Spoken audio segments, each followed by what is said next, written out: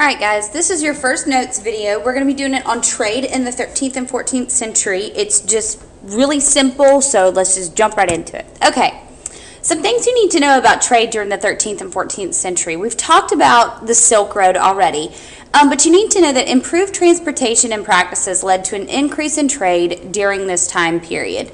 Like we talked about before, with the domestication of animals, we had camels and horses that were allowing people to travel further with more stuff. And this made existing trade routes flourish, and it promoted the growth of powerful new trading cities.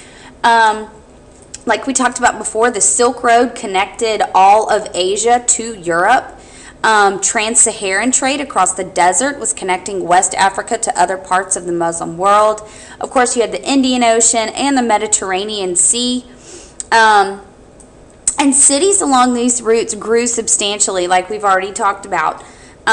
When you have numerous people coming in and out with goods all day long, day in, day out, all year, eventually some people are going to settle, and the next thing you know, a little village is turned into a town, and then a town is turned into a city, and then the city is turned into a major metropolis. So some other factors are increased agricultural productivity as agricultural technology was being spread across the world, increase in trade, of course, and then slightly warmer global temperatures.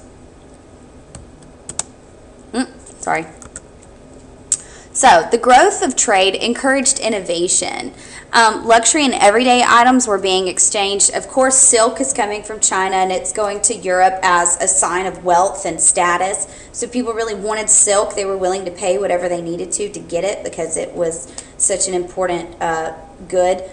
Porcelain, spices, precious metals and gems like gold and diamonds, slaves, exotic animals. Those are just some examples that were of the goods that were being exchanged along these trade routes.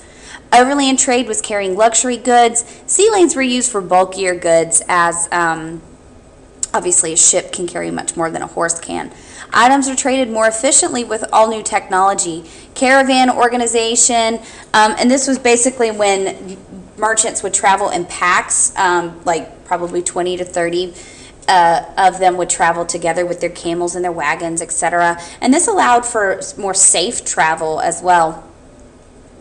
The compass was being improved all the time, so people could travel to lands that they necessarily hadn't been to before. The astrolabe was a tool that was used for sea navigation as well as surveying. You had larger ship designs, which were able to carry more goods into more far-reaching places. And then, of course, people were the idea of credit and being able to buy something on credit, and the monetization of currency has really changed things. So how do we know all this? Well, we had some travelers that were writing their journeys down. So there were some certain travelers that wrote some very famous books. Marco Polo in particular, he traveled the Silk Road with his father for over 17 years, and he wrote a book on his adventures called The Travels, and it's one of the most famous works from this time period. Ibn Battuta traveled in the early 1300s through Dar al-Islam, and you're going to learn what that means, but that's basically the Muslim world during this time period. And he did that for 30 years, and he wrote very detailed journals, and they've given us a really great inside look into what life was like in the Muslim world during this time period. And then other travelers include a king from Mali called Mansa Musa and a Chinese traveler called Wanzing. And this developing trade system led to cultural diffusion. And cultural diffusion is a term that we use when we're talking about cultures intermixing and adopting other cultures' practices. So literary and artistic tradition examples would be like musical instruments. The guitar was traveling from Southwest Asia all over the world. And then Hindu and Buddhist sculptures and temples and architecture were popping up in places outside of Southwest Asia and India. They were popping up in China and Japan. They were also popping up in some places in Russia as well as Europe. Scientific and technological cultural diffusion examples would be Chinese paper-making, gunpowder, and cannons. Those technologies were being spread all over the world. Indian mathematical concepts like the concept of zero and some other algebraic concepts were being disseminated across the globe, and Muslim scholars were preserving libraries of Greek literature and science. And what's really interesting is that all of this sparked a new interest in the classical past in Europe, and eventually this is going to lead to the Renaissance. Of course, we also had diffusion of crops and pathogens throughout the world.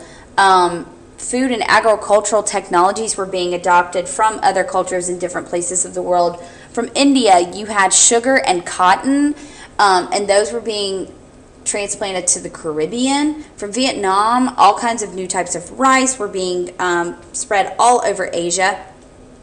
Bananas were introduced in Africa, and then the spread of citrus fruits into Europe and the Americas definitely changed the crop productions there.